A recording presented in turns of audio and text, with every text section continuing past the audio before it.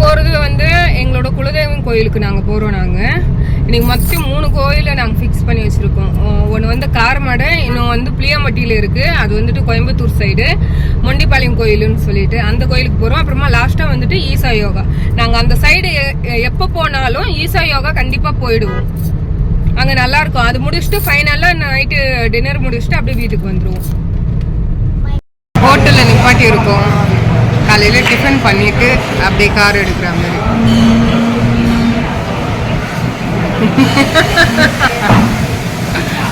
டெரரான்னு பேசு. யார் இவர டெரரு?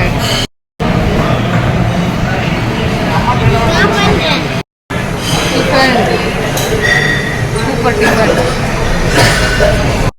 காலையிலே நாங்கள் வீட்டில் இருந்து கார் எடுக்க சொல்லும் போதே வீடியோ போட்டிருக்கணும். பட் அங்கே போட முடியல எங்களால்.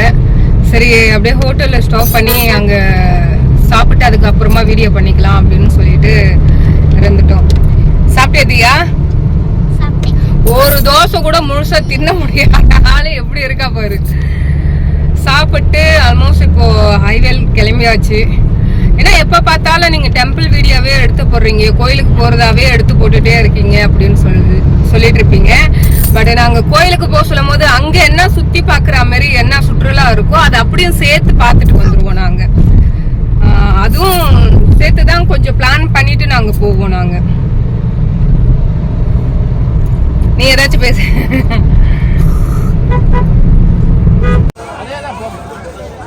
மாட்டு வண்டி சவாரி சூப்பரா இருக்கும்.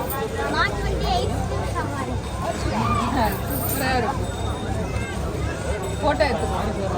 மாட்டு வண்டி சவாரி, மாட்டு வண்டி சவாரி. ஆமாங்க பேர்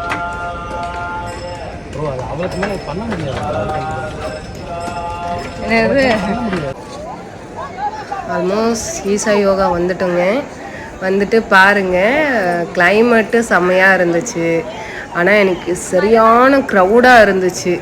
நான் வேறு ரொம்ப டயர்டாக இருந்தேன். சரியான க்ரௌடாக வேறு இருந்துச்சு. ஆனால் பார்க்குறதுக்கு எனக்கு மைண்ட் அவ்வளோ ரிலாக்ஸாக இருந்துச்சு.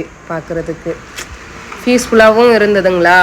ஓகே அப்படின்ட்டு நம்மளுக்கு ஒரு இடத்துக்கு போனோம்னா இந்த இடத்துல நம்ம நிம்மதியாக இருப்போம்ப்பா, ஹாப்பியாக இருப்போம், எல்லா கஷ்டங்களும் எல்லா டென்ஷனும் மறந்துட்டு இருப்போம்னு சொல்கிற ஒரு பிளேஸுனால் எனக்கு இந்த ஒரு பிளேஸு தாங்க. பாருங்கள் எப்படி இருக்கிறாரு அந்த கிளைமேட்டு. எங்களுக்கு எல்லாமே நேச்சுரலாக அமைஞ்சிச்சு. இன்னும் கொஞ்ச நேரத்தில் வந்து லைட் ஷோ ஸ்டார்ட் ஆகிடும், அது பார்க்க போகிறோம்.